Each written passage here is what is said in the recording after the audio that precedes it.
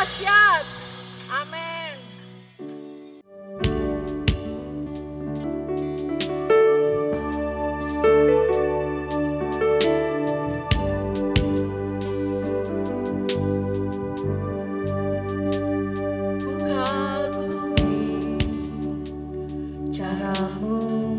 Cintaiku, kau ada di cerita proses hidupku.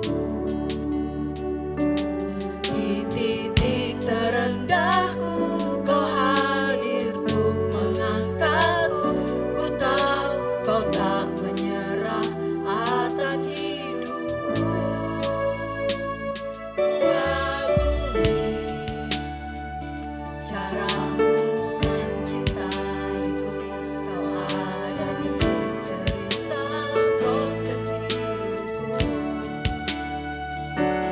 Di titik terendahku, kau hadir untuk mengangkatku. Ku tahu kau tak menyerah akan hidupku. Tak terbatas kuasa-Mu, Yes, benar Tuhan. tak terduga caramu. Kau yang ku andalkan di setiap langkah hidupku. Tak terbatas kasih-Mu, tak terduga jalan-Mu. Kau yang ku percaya di segala musim hidupku.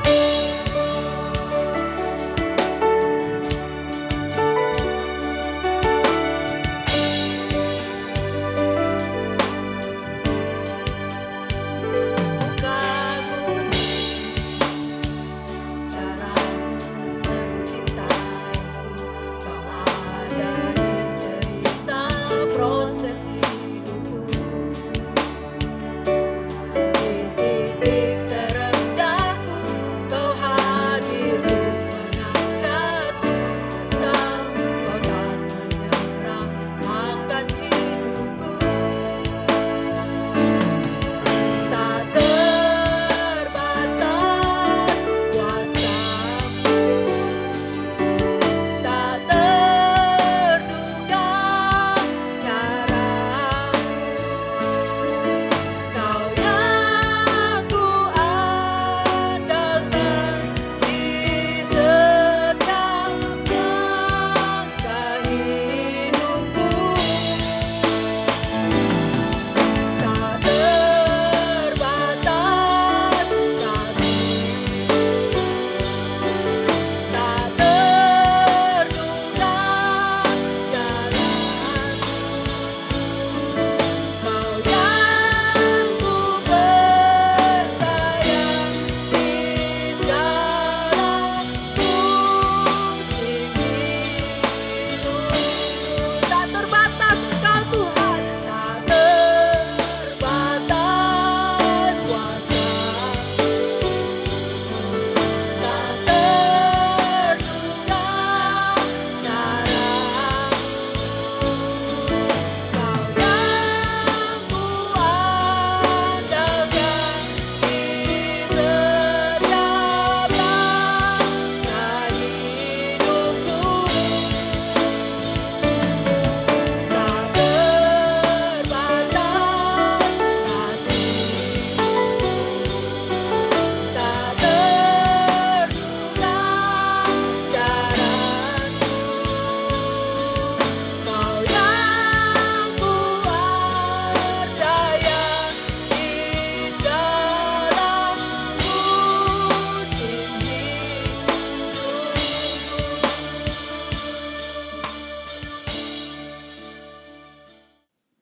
Salam sejahtera kekasih Tuhan dimanapun saudara dan saya berada. Saya selalu katakan kiranya kasih setia dan pertolongan dari Tuhan Yesus Kristus yang selalu sama. Kemarin, hari ini, sampai dia datang kembali, itu yang menguasai setiap kehidupan saya dan saudara. Apapun yang kita hadapi, apapun yang kita gumulkan atau apapun yang sedang kita doakan, percayalah bahwa Tuhan Yesus Kristus tidak pernah kehilangan atau Tuhan Yesus tidak pernah berubah kasih setianya.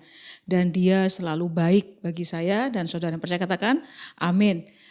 Minggu kemarin kita belajar atau kita sama-sama tenggelam dalam kebenaran firman dengan judul yang sama, terbaik tetapi terhancur. Dan ini menjadi bagian yang kedua. Jika saudara belum mengikuti, maka saya sarankan untuk saudara bisa membuka kembali khotbah dari minggu yang sebelumnya. Kisah tentang kehidupan Daud dan Absalom. Absalom adalah anak yang terbaik sebenarnya dari sisi penampilan fisik maupun juga kewibawaannya, kemampuannya seperti itu. Tetapi justru Absalom adalah anak dari Daud yang mengalami kehancuran yang luar biasa, mendukakan hati Daud dengan luar biasa. Nah, kisah kehidupan Daud dan Absalom ini saya sarankan untuk saudara, kalau engkau rindu untuk lebih tenggelam dan memahami, maka bacalah dari 2 Samuel pasal 13 sampai pasal 18 itu mencakup hal-hal yang penting sehingga kita bisa lebih mendalami dan minta untuk Roh Kudus juga menolong saya dan saudara menemukan hal-hal yang baru. Amin, saudara. Saudara bersemangat, mari sama-sama kita belajar dan saya berdoa bahwa setiap firman Tuhan, khotbah ini bukan hanya mengisi logika dan pikiran kita. Tapi saya berdoa supaya ini menjadi kebenaran yang memerdekakan saudara dan saya juga menjadi murid di dalam pengajaran yang kita akan sama-sama belajar. Nah, saudara, saya akan buka dengan ini. Inti dari kisah Daud dan Absalom yang penting itu sebenarnya apa? Ada beberapa inti yang kita akan soroti bersama-sama. Yang pertama, itu menggambarkan tentang keluarga yang disfungsi. Apa itu, saudara, maksudnya? Disfungsi, keluarga yang disfungsi artinya keluarga yang mengalami hal-hal yang tidak berfungsi secara normal atau mengalami gangguan. Tentunya kita tahu keluarga yang normal adalah keluarga yang penuh kasih, menjadi rumah, bahkan menjadi tempat di mana kesalahan itu diberi tempat dan merayakan keberhasilan satu dengan yang lain. Dan sehingga pada waktu anggota keluarga itu keluar dari rumah, mereka menjadi orang-orang yang punya peranan yang indah, peranan yang luar biasa, baik itu dalam kehidupan pribadi, bermasyarakat, yang terutama keluarga rohani. Saudara, ya. Jadi keluarga yang pertama adalah keluarga Daud itu mengalami disfungsi, hal yang tidak berfungsi secara normal atau terganggu. Dan kita perlu menggarisbawahi bahwa di bulan keluarga ini, selain keluarga jasmani, kita punya keluarga rohani, yaitu gereja lokal, komunitas di mana kita digembalakan. Yang kedua, inti dari kisah Daud dan Absalom, yang penting adalah kurangnya pengendalian diri. Apa itu pengendalian diri? Yaitu kemampuan seseorang mengatur, membimbing, dan mengarahkan tindakan menuju hal-hal yang positif. Pengendalian diri itu adalah salah satu buah roh. Bahkan Alkitab katakan, semua hukum di dunia ini, artinya semua keadaan, semua situasi, semua area, semua lingkungan di dunia ini tidak ada yang menentang hukum dari buah-buah roh. Terutama saudara pengendalian diri. Jadi artinya kurangnya apa di keluarga Daud dan juga Absalom? Kurangnya kemampuan seorang untuk mengatur, ya, membimbing dan mengarahkan apa? Tindakan menuju hal-hal yang positif. Apakah saya dan saudara di tengah-tengah keluarga jasmani dan juga keluarga rohani kita menghadapi hal yang seperti ini? Di mana ada kurangnya pengendalian diri, artinya kurangnya buah-buah roh. Waktu kita dipenuhi Roh Kudus, ditandai dengan bahasa roh seperti itu, bukan hanya sekedar kita punya seperti keahlian baru, bukan. Tetapi ada manifestasi, ada kuasa dari buah-buah Roh Kudus yang keluar dari kehidupan kita. Yang percaya katakan amin. Dan saudara, di dalam keluarga Daud dan Absalom, maka pagar pengendalian diri itu hancur. Buah roh yang terakhir ini hancur sungguh-sungguh. Yang ketiga, sorotan kita, inti dari kisah Daud dan Absalom yang penting adalah masalah bagaimana menghandle kemarahan, bagaimana menindaki kemarahan. Saudara, marah itu tidak dosa. Tetapi marah yang tidak diselesaikan dan berkelanjutan itu yang menjadi dosa. Tuhan katakan bisa marah asal jangan sampai matahari terbenam. Nah, apa itu marah, saudara? Apa yang terjadi dalam kehidupan keluarga Daud adalah masalah di dalam respon emosional yang kuat terhadap situasi atau pemicu yang dianggap sebagai ancaman. Ya, kemarahan juga bermakna ketidakadilan atau pelanggaran nilai pribadi seseorang. Pada waktu Absalom melihat adiknya dilecehkan oleh Amnon, dia punya kemarahan. Tidak salah dengan marahnya, tapi tindakannya dan kemudian melemparkan juga itu kepada Daud sebagai ayahnya, itulah yang menjadi sebuah masalah di dalam kemarahannya. Yang keempat, saudara, inti dari kisah Daud dan Absalom, ada dua perusak yang luar biasa, yang ini juga akan merusak keluarga jasmani dan keluarga rohani kita. Dua perusak yaitu pembalasan, revenge, dan ambisi. Dua dorongan ini adalah agar tergantikannya kerugian dalam bentuk apapun untuk bisa dikembalikan. Kenapa orang membalas? Kenapa orang punya ambisi yang tidak bisa ditundukkan?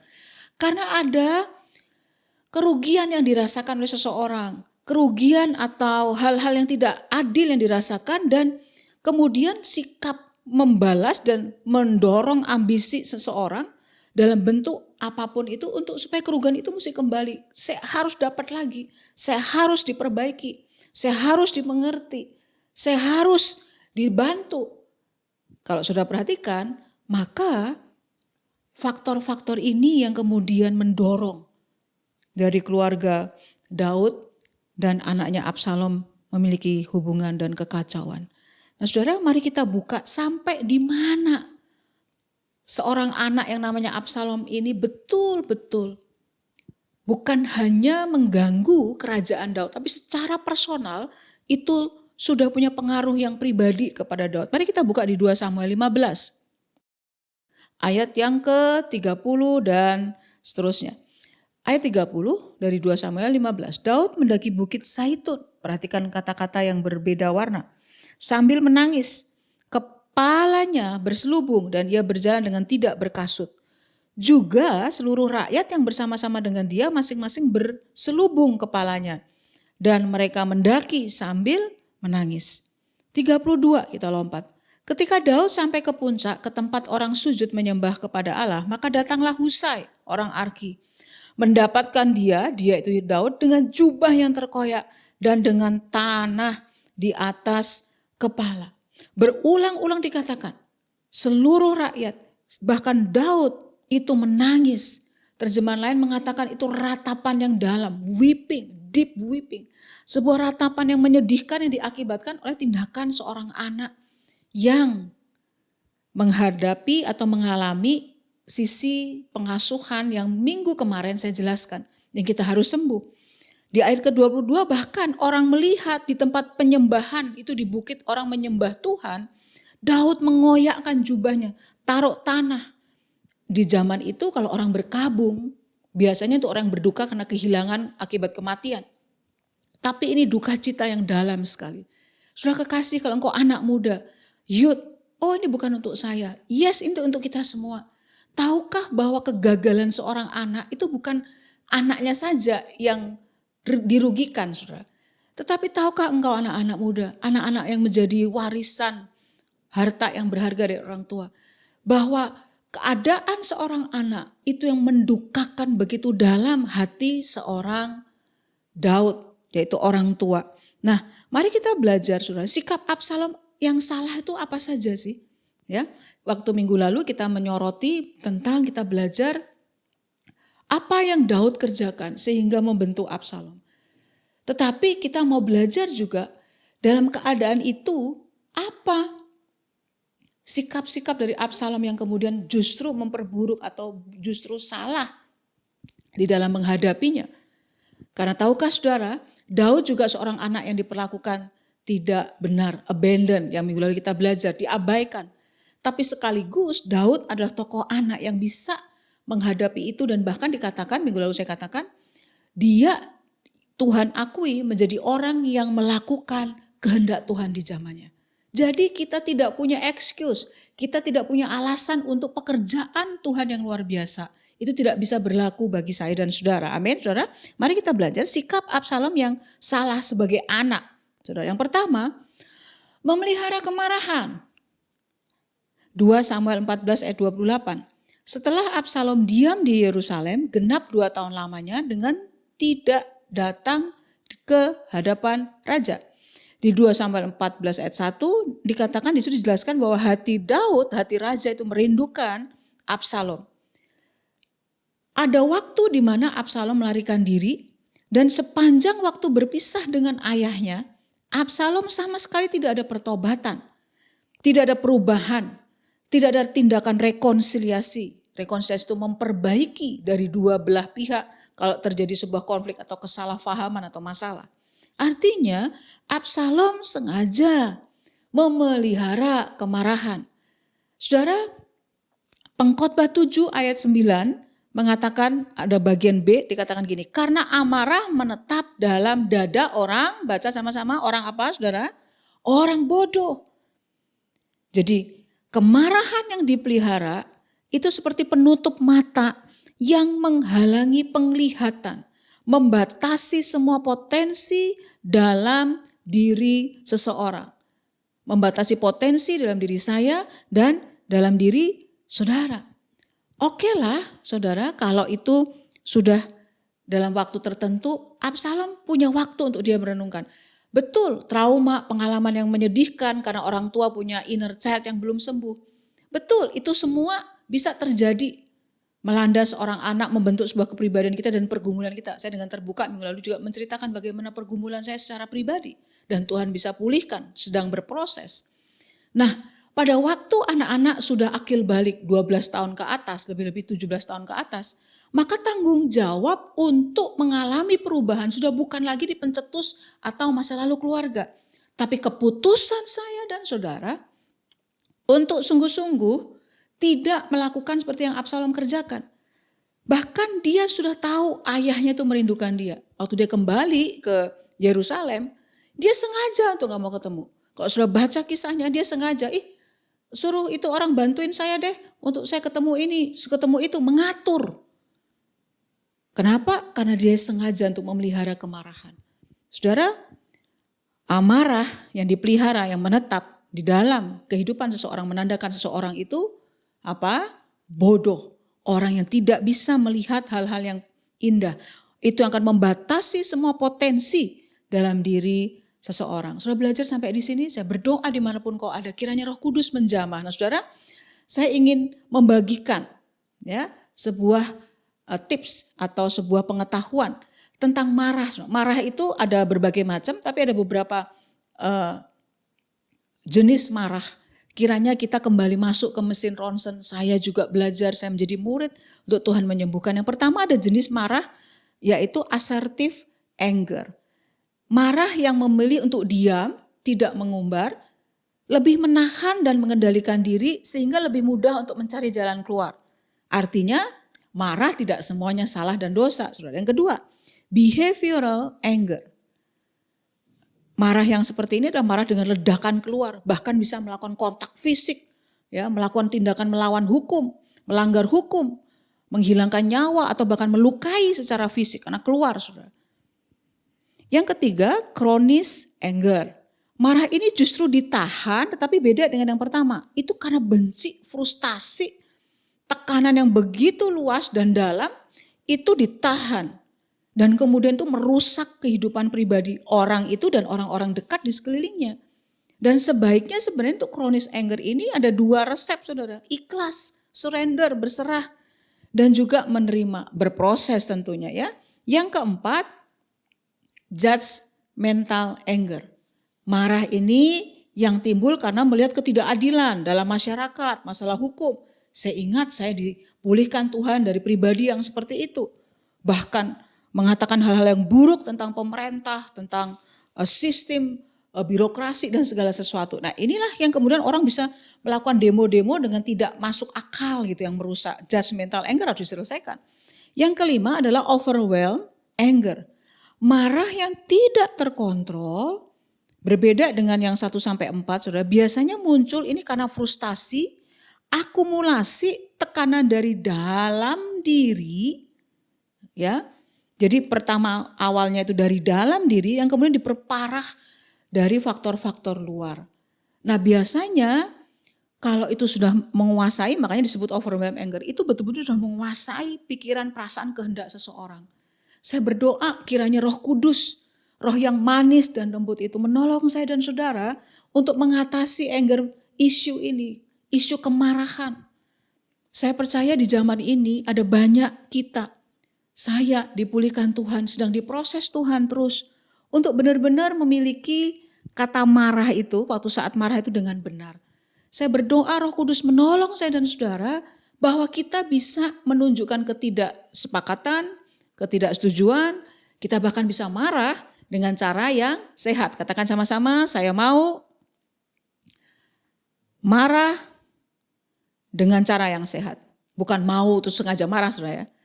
Katakan sama-sama, saya mau belajar marah dengan cara yang sehat. Amin, saudara. Kiranya Roh Kudus menolong saya dan saudara.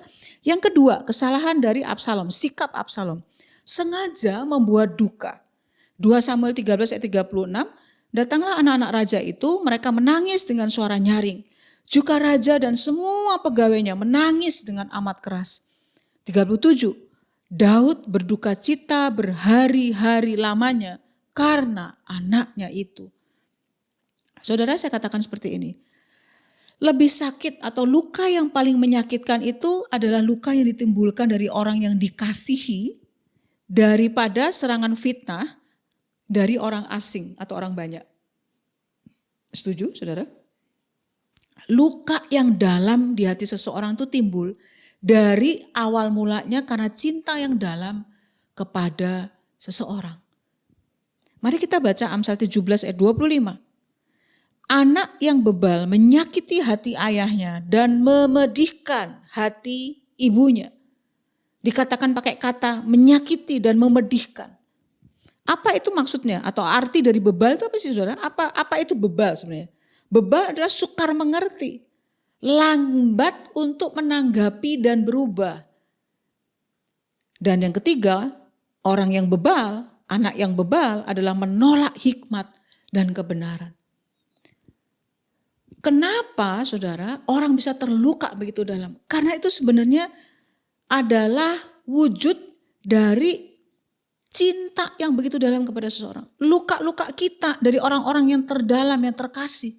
Itu yang perlu untuk Tuhan sembuhkan. Anak-anak, baik untuk keluarga jasmani dan rohani. Bagaimana sikapmu dan sikapku kepada ayah jasmani, ibu jasmani, atau ayah rohani, ibu rohani. Amsal katakan itu menyakiti kalau bebal. Bebal itu bukan bodoh, bukan. Bebal itu sukar untuk mengerti, memahami. Ya, adakah kita memahami, mengerti? Yang kedua, bebal itu lambat untuk menanggapi atau untuk berubah. Sudah jelas ini enggak betul. Absalom itu jelas dia harus berubah. Tapi dia menolak untuk menanggapi dan berubah. Artinya pada posisi ini, anak-anak yang bebal, orang bebal adalah mereka dengan sengaja menolak hikmat dan kebenaran. Kalau engkau sedang marah, kalau engkau sedang, bisa saja orang tua jasmani atau rohani kita melukai atau punya kelemahan saudara. Tetapi apakah perlu kita dengan sengaja untuk membuat mereka berduka? Itu artinya kita sedang bebal. Karena kita tahu kebenaran, kita tahu hikmat yang benar. Artinya kita sedang tidak menyerahkan diri untuk dipimpin kepada pimpinan dan tuntunan Roh Kudus. Yang percaya katakan amin. Dan saya percaya kuasa Roh Kudus itu memampukan kita untuk bisa betul menyelesaikan itu dan membalut semua duka di sekitar kita atau bahkan kepada orang-orang yang dekat yang kita kasihi. Yang ketiga, sikap Absalom adalah menghasut dengan halus. 2 Samuel 15 ayat 3. Jadi ceritanya saudara, setiap kali ada orang mau datang kepada raja untuk melaporkan perkaranya, ya, untuk diputuskan mana benar mana salah atau apa jalan keluar. Di 2 Samuel 15 ayat 3 mari kita baca. Maka berkatalah Absalom kepadanya, lihatlah perkaramu itu baik dan benar. Tetapi dari pihak raja tidak ada seorang pun yang mau mendengarkan engkau. Ayat 5. Dipegangnya orang itu, orang-orang yang melapor kepada raja harusnya, tapi disabotase begitu saudara, dicegah di tengah jalan untuk ketemu dengan Absalom. Diciumnya itu tangannya orang. Yang ayat ke-6, dan demikianlah Absalom mencuri hati orang-orang Israel. Saudara, kata mencuri hati ini artinya adalah tindakan sengaja untuk memisahkan, membuat jarak dan menghancurkan pribadi seseorang. Dalam hal ini Absalom mengerjakan itu kepada Daud. Dengan tujuan apa? Ingin dianggap dan kepentingan diri sendiri. Ada satu peribahasa mengatakan jangan menggunting dalam lipatan. Artinya orang-orang yang mencuri hati itu lipatan yang bagus itu saudara nggak kelihatan digunting. Tapi di dalamnya sudah koyak-koyak digunting. Saya berdoa kiranya Roh Kudus menguduskan pikiran, hati, perasaan saya dan saudara untuk tidak mengerjakan hal ini. Apa yang harusnya kita kerjakan sebagai anggota keluarga, menjadi keluarga yang sungguh-sungguh mengalami kehadiran Tuhan, yaitu 1 Korintus 12 ayat 26. Sebenarnya ini adalah tanda seseorang lahir baru. Saya dan saudara kalau dipenuhi Roh Kudus, terima Yesus, lahir baru. Ini yang menjadi fokus utama untuk kita kerjakan. Mari kita baca sama-sama 1 Korintus 12 ayat 26, 2, 3. Kalau satu anggota menderita, semua anggota lainnya menderita juga. Kalau satu anggota dipuji, semua anggota lainnya bergembira. Kenapa Absalom punya sifat hati atau sikap hidup yang begitu jahat bahkan kepada orang tuanya sendiri? Karena dia gagal untuk mengerjakan hati yang mengasihi keluarga dan juga mengerjakan apa yang Tuhan mau, saudara. Saya dan saudara menjadi gagal kelahiran baru kita. Sekalipun kita jago Alkitab, sekalipun kita bisa aktif pelayanan, sekalipun kita berpikir topeng agamawi, maafkan saya dengan keras saya bicara ini. Tapi 1 Korintus 12 ayat 26, lahir baru itu ditandai salah satunya. Kita bisa bersama-sama menanggung penderitaan.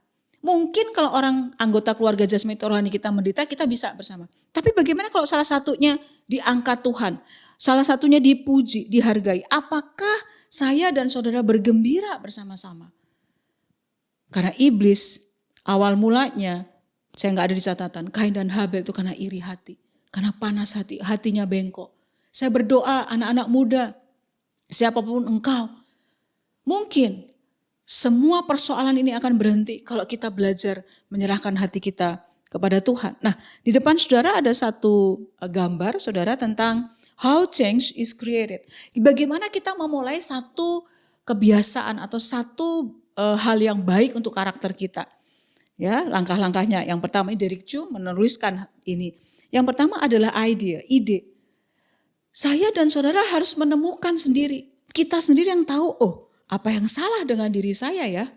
Atau apa yang saya harus lakukan? Karena saya merasa kok saya nggak nyaman. Dan ini dibutuhkan awal, saudara. Nggak mungkin ada perubahan tanpa keterbukaan.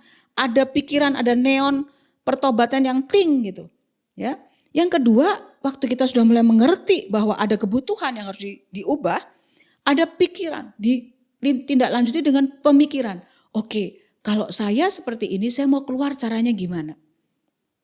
Kemudian masuk kepada area perasaan, ya, emosi. Emosi kita perlu diajak kerjasama. Emosi itu macam-macam, ya.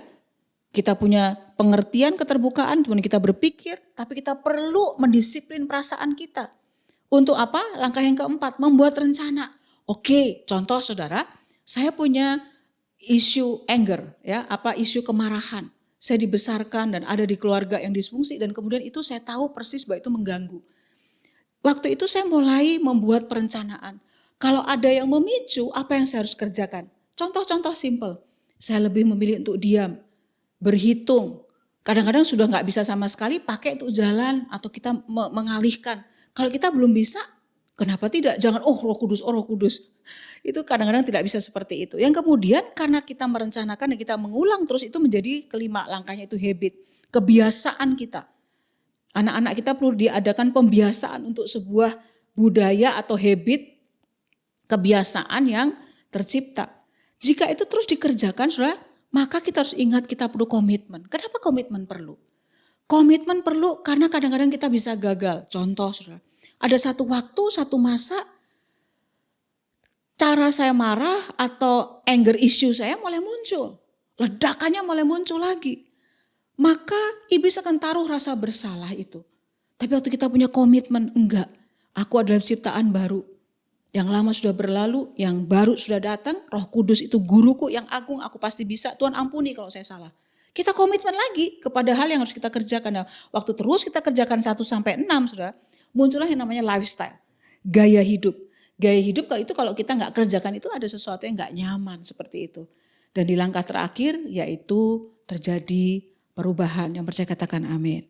Amin, saudara. Apakah kita sudah sampai titik kepada kita rindu untuk gaya hidup kita menjadi gaya hidup yang mengampuni. Gaya hidup yang mengatakan hal-hal positif. Lebih banyak mengucap syukur daripada melihat hal-hal yang buruk. Coba saudara bikin jurnal. Setiap pagi bangun, saya sering ngomong di khotbah-khotbah saya. Syukuri 5 aja dulu.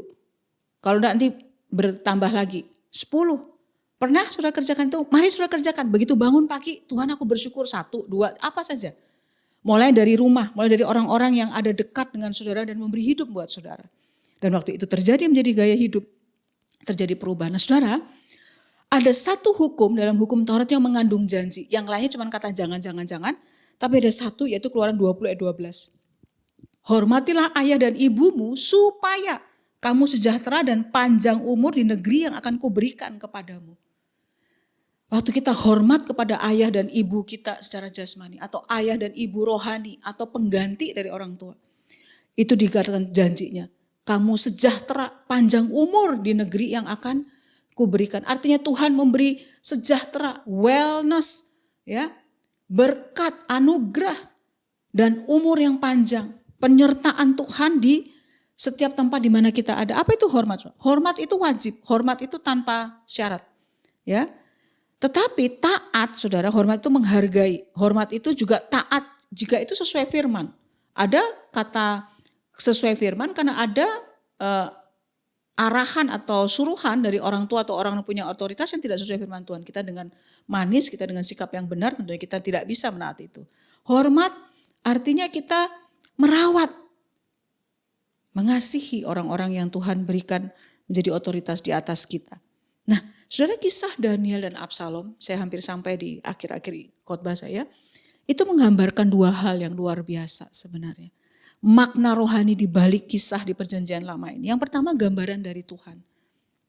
Yehezkiel 33 ayat 11 dari terjemahan BIMK mengatakan, aku tidak senang kalau orang jahat mati. Sebaliknya aku ingin ia meninggalkan dosa-dosanya supaya tetap hidup. Hai bangsa Israel, berhentilah berbuat jahat.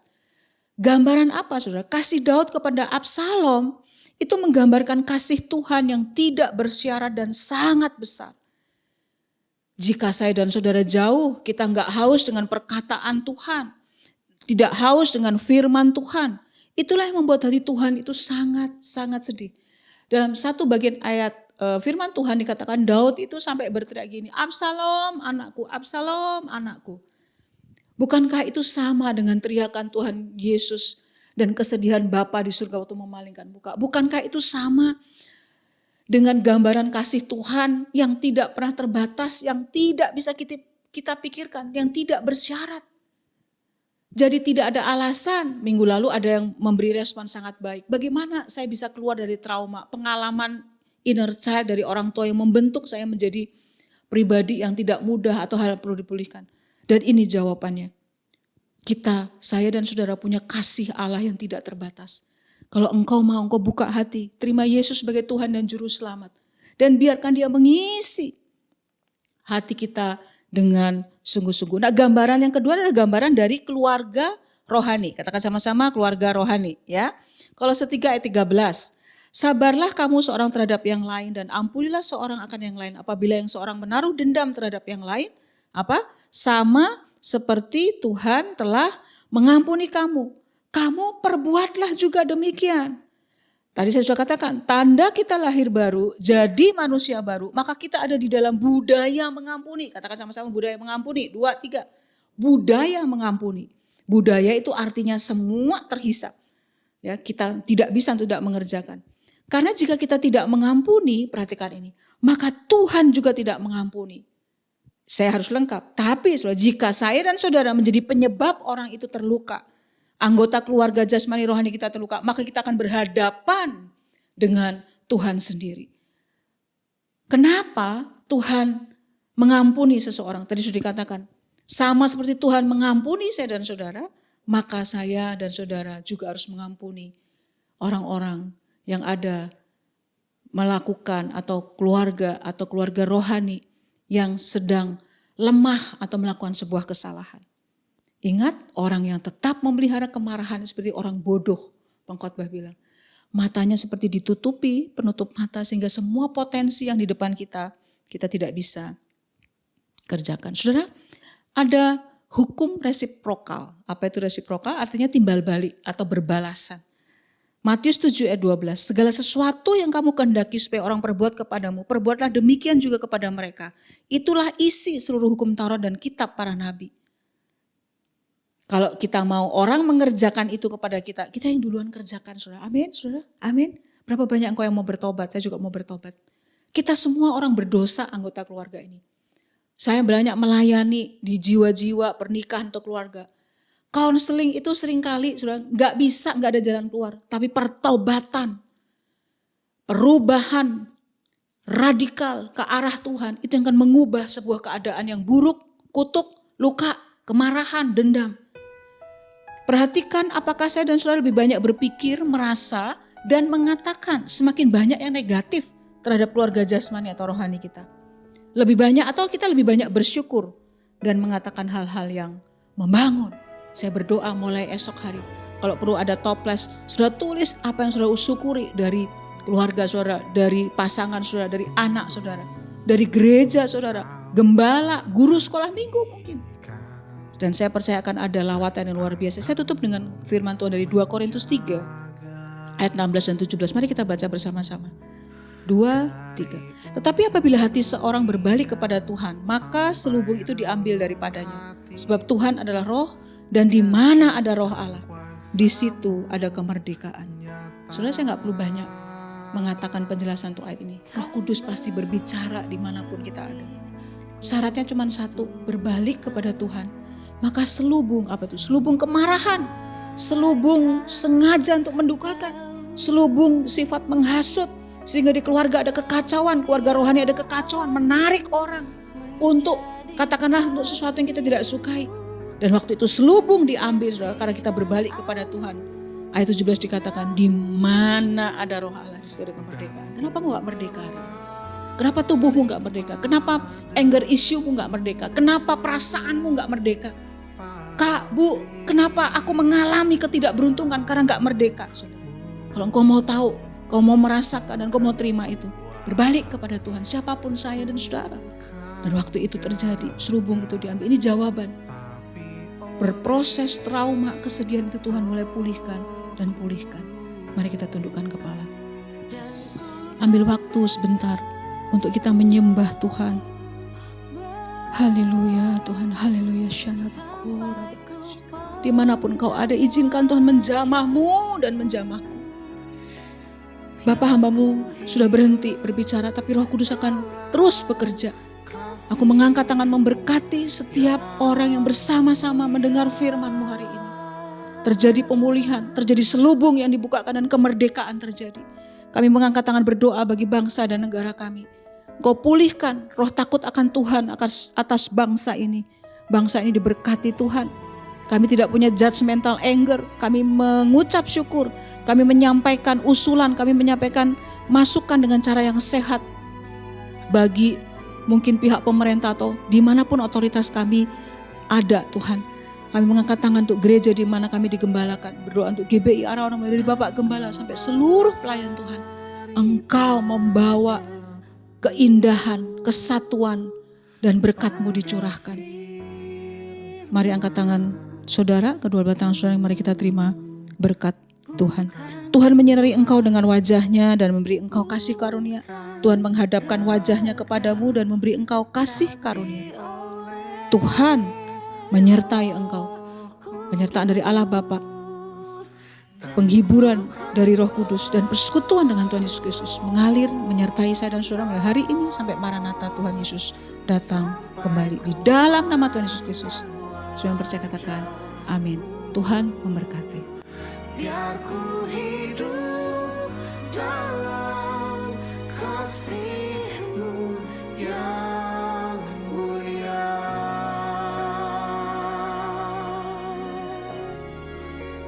Biar ku hidup dalam kasih